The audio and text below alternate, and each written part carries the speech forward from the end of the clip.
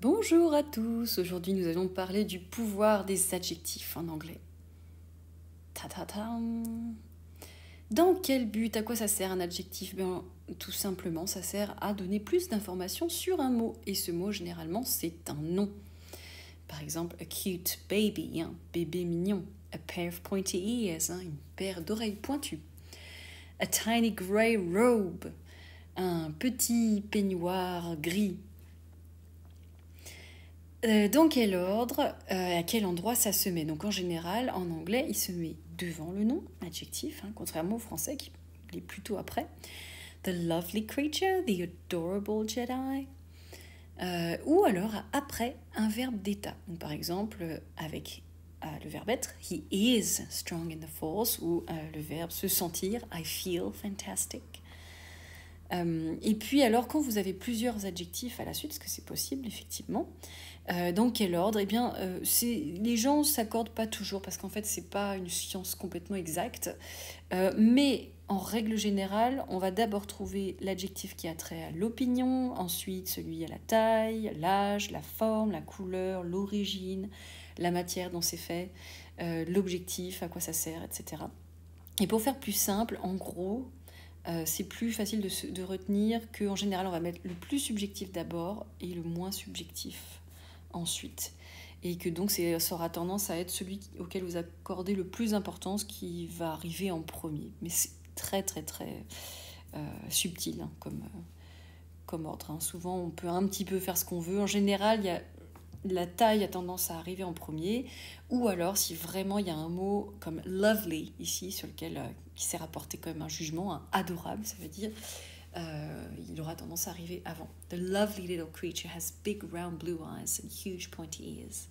Voilà, donc c'est celui auquel vous accordez, qui fait le plus de jugement, qui va arriver en premier en général.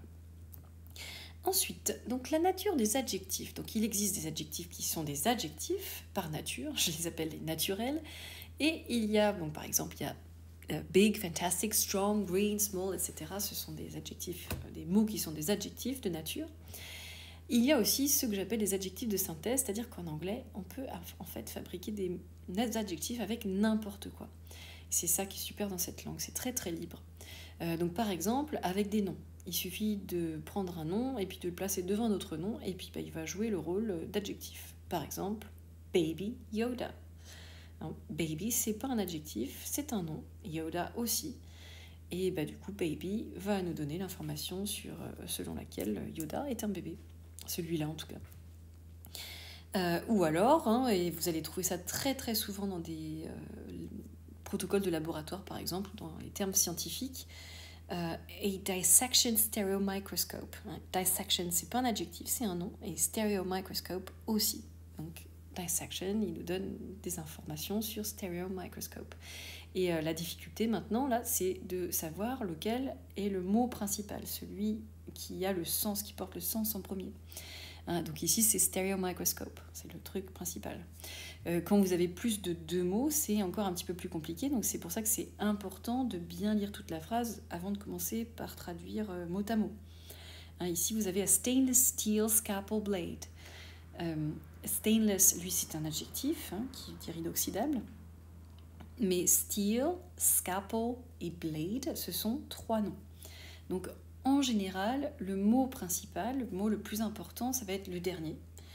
Et puis tous les autres, ils s'appliquent les uns sur les autres. Donc par exemple, stainless, il va avec steel, c'est l'acier inoxydable. Et stainless steel, ça s'applique à scalpel blade. Et scalpel s'applique sur blade. C'est un scalpel, une lame de scalpel en acier inoxydable. Voilà. Et puis sinon, dernière chose, on peut même fabriquer des adjectifs avec carrément des groupes de mots. Donc ça peut faire des adjectifs composés. Dans ces cas-là, en général, il vaut mieux mettre un trait d'union entre chaque mot pour montrer que c'est comme un bloc. Et on peut même mettre carrément une phrase entière pour jouer le rôle d'un adjectif. Et vous allez voir ça dans une seconde dans votre récompense de fin de leçon. There's gotta be something wrong with that guy hat. Alors vous voyez ici, there's gotta be something wrong with that guy. C'est carrément un adjectif, c'est une phrase entière qui va qualifier le chapeau. C'est-à-dire, essayer de traduire ça en français, ce serait très moche. Hein, le chapeau du mec qui a forcément un truc qui cloche. Voilà, donc c'est un superbe extrait d'un sketch d'un Canadien qui s'appelle John Lajoie. Je vous laisse aller découvrir ça si vous voulez, c'est très mauvais goût, moi j'adore. Voilà, c'est tout pour aujourd'hui.